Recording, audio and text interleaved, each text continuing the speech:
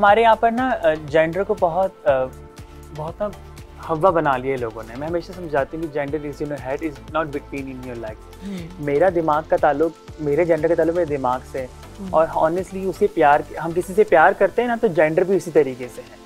मेरा जेंडर मुझे पता है, कोई और नहीं आके मुझे बता सकता कि मैं क्या हूँ और क्या नहीं।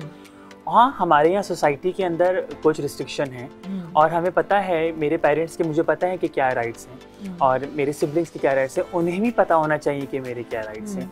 क्योंकि I think I disagree with you, but मुझे इतना ज़्यादा मैं एक्सपर्ट नहीं हूँ, लेकिन बिकॉज आप फिजिकल देखें, मेंटल, अगर आप सिर्फ मेंटल लिमिट करेंगे ना, तो मेंटली मैं इतना स्ट्रांग हूँ कि मैं मेंटल माइंड सेट अपना चेंज कर सकती हूँ, लेकिन being a transgender is not something you can control. It's physiological.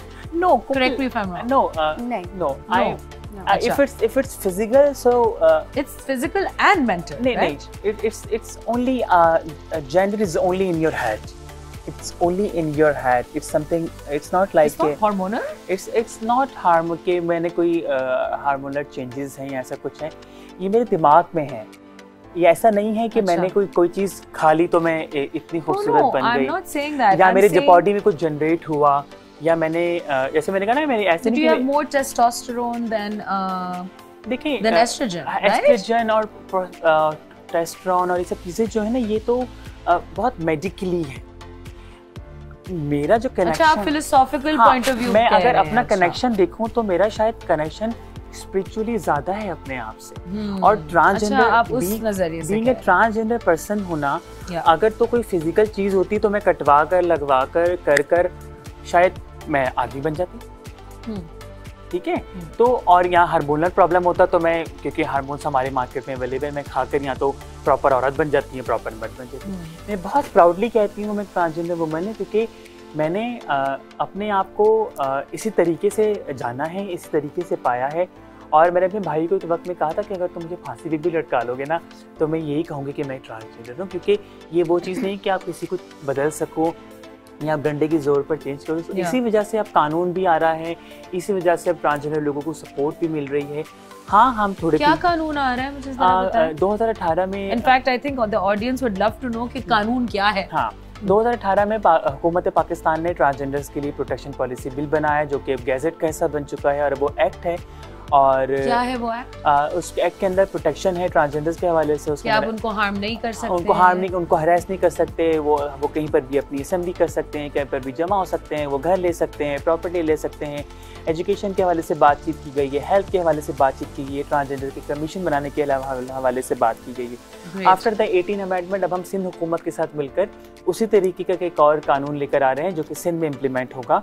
और उस कानून के अंदर हम और बहुत सारी चीज़ें ऐड कर रहे हैं, जिसमें हम पेरेंट्स को लाइबल कर, एक चैप्टर होगा जो कि पेरेंट्स के लिए होगा, कि पेरेंट्स की लाइबिलिटी कि बच्चा जब तक 18 से 20 साल का ना हो जाए, चाहे बच्चा जैसा भी क्यों ना हो, वो उसको अपने से अलग नहीं कर सकते, घर से बाहर नहीं निकाल सकते। क्योंकि जब हम बच्चे को अपने से अलग कर देते हैं छोटी उम्र में, तो बच्चा अगर गलत हाथों में पड़ जाए तो वो मुख्तलिफ गलत तरीके के काम अंजाम दे सकता है।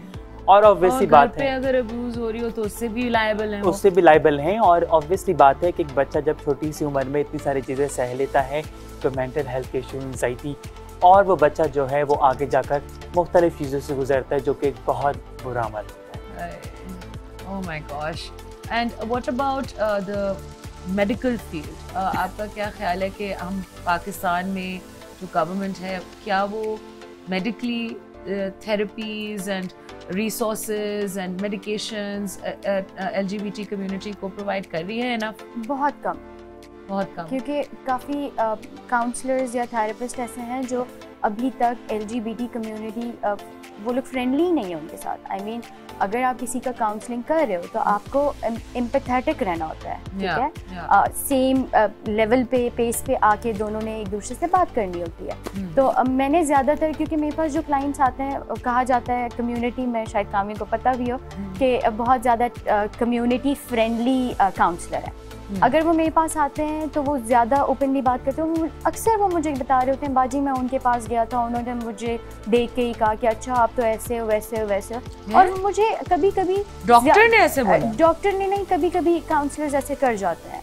अब बहुत ज़्यादा नहीं होंगे क्योंकि मैं ज़्यादा पे इल्ज़ाम नहीं लगाऊंगी, लेकिन कुछ ऐसे हैं जो उनको बहुत जजमेंटल हो जाते हैं, उनको बहुत ज़्यादा बुरा फील करवाते हैं। तो ये भी एक फैक्टर है जो उनके लिए बहुत मुश्किल हो जाता है। I mean, वो फिर LGBT कम्युनिटी के को जाके थेरेपी कर रहे हैं, बट उनको खुद वो एजुकेशन नहीं है। फॉर एग्जांपल अगर मैं किसी के पास जा रही हूँ, I mean, अगर मैं LGBT कम्युनिटी से हूँ और मैं this is just an example, और मैं किसी के पास जा रही हूँ तो वो मुझे बहुत बुरी तरह अगर ट्रीट करे, दैट मींस वो कम्युनिटी फ्रेंडली नहीं है। No, it's not a good practice. I mean, अगर आप थेरेपिस्ट हो तो आप अपने जजमेंट को, अपने जितने भी ग्रजेस हैं, जो भी चीज़ें हैं, उनको आप बिल्कुल पीछे फेंक के और आप आगे जिससे मुखातिब हो रहे हो उनसे आप बात करोगे उस तरीके से जैसे वो है, उसकी एम्पैथी होनी उनकी जॉब ही यही है। ठीक है, हम मतलब काम ही यही है आपका।